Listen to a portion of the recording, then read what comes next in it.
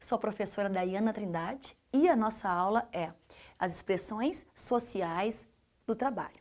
Quero começar essa aula perguntando para vocês como que é a relação que vocês têm com o trabalho.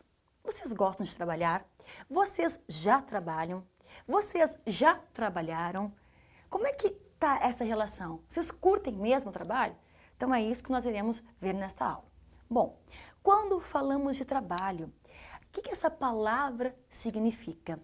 Trabalho vem de tripalium, do latim, que quer dizer três e madeira. Mas que relação é essa, professora? Já vou explicar para vocês. Olhem essa imagem, gente. O que vocês refletem vendo essa imagem? Essa pessoa aqui com uma manivela apertando a sua cabeça. Então, gente, o significado de trabalho seria esse, tortura. Tanto que na Idade Média, um dos instrumentos de tortura era o trabalho. Mas vamos ver quais expressões, quantos conceitos no decorrer da história nós temos em relação ao trabalho, até chegar nos dias de hoje. Vamos começar pela Grécia Antiga. Como é que era o trabalho na Grécia Antiga? Como que nasce a filosofia? Será mesmo que a filosofia nasceu enquanto os pensadores estavam trabalhando? Eles teriam tempo para estar contemplando a natureza, olhando para o céu? Não. Então, a filosofia, ela nasce do ócio. É isso mesmo. O que é o ócio? Fazer nada, ficar de boa, tranquilão. Assim que nasce a filosofia. Até o Aristóteles, ele vai justificar isso. Ele vai justificar a escravidão. Porque na Grécia Antiga, haviam escravos, mas quando eu falo de escravos, não são os escravos africanos, não. A escravidão grega é quando se dominava um território, a população daquele território, aquela civilização, ela era trazida como escrava. Enquanto os escravos trabalham, os filósofos ficam contemplando a natureza, ficam pensando os problemas da polis, ficam filosofando.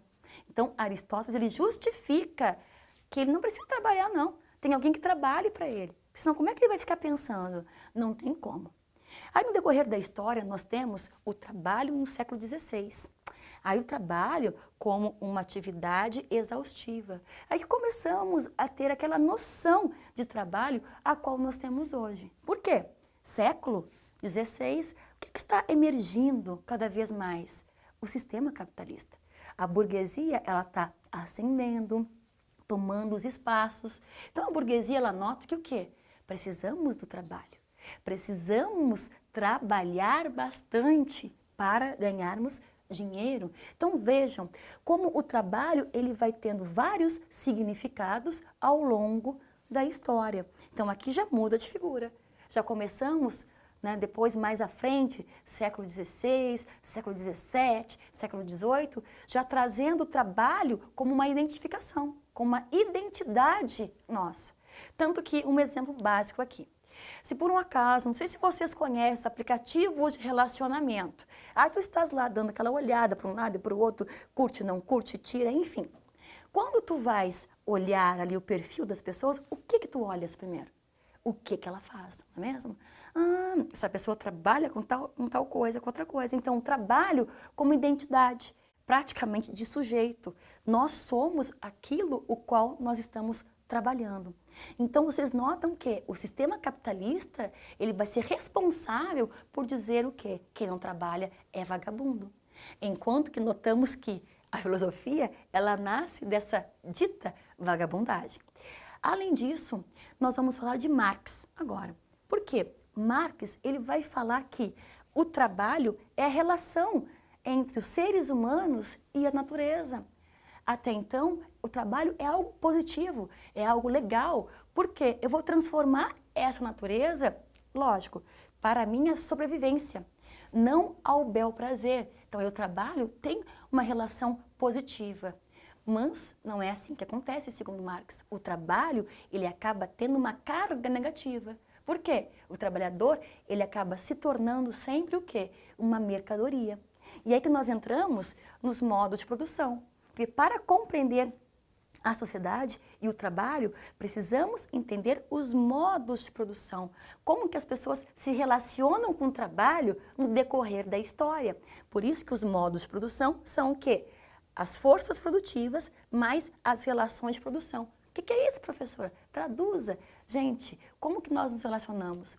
Quem que detém os meios de produção? E quem que trabalha para as pessoas que detêm os meios de produção? E aí o Marx vai falar dos diferentes tipos, né, de modos de produção ao longo da história. Por isso que na Grécia Antiga, como nós já vimos, há uma relação dos senhores escravos e os escravizados, pessoas escravizadas, que há essa luta de classes. Aí nós temos no feudalismo o senhor feudal e os servos, que também há essas lutas. E chegamos no sistema capitalista, com a luta entre a burguesia e o proletariado, porque envolve os modos de produção. Então o trabalho, ele faz parte da história humana. Por isso que é muito importante nós compreendermos as diversas facetas do trabalho. E aí, gente, nós chegamos aqui na produção capitalista, que é produzir, produzir, produzir cada vez mais para termos lucro. E aí nós temos o Fordismo, o Taylorismo. Nós temos o Fordismo, que é o quê? A divisão, né, do trabalho por etapas, cada um faz a sua etapa, juntamente com o Taylorismo. Eu não preciso saber de todo o processo de produção. Eu fazendo a minha parte, está de bom tamanho. Até recordo muito um filme, até indico para vocês assistirem, se vocês quiserem, conseguirem, que é o Tempos Modernos, em que o Charlie Chaplin, né, ele está lá trabalhando numa indústria, tem uma cena muito engraçada, que ele está assim, gente, ai meu Deus, como é que é a palavra disso, gente? Que ele está lá tentando roscar? Deve ser isso, né? Um parafuso e ele passa o dia inteiro fazendo isso. Quando acaba o trabalho dele, ele sai e continua, né? Porque o trabalhador, ele não faz um processo reflexivo, ele fica somente fazendo a mesma coisa. Produz muito mais e dá lucro para quem detém os meios de produção. O Taylorismo segue nessa linha também.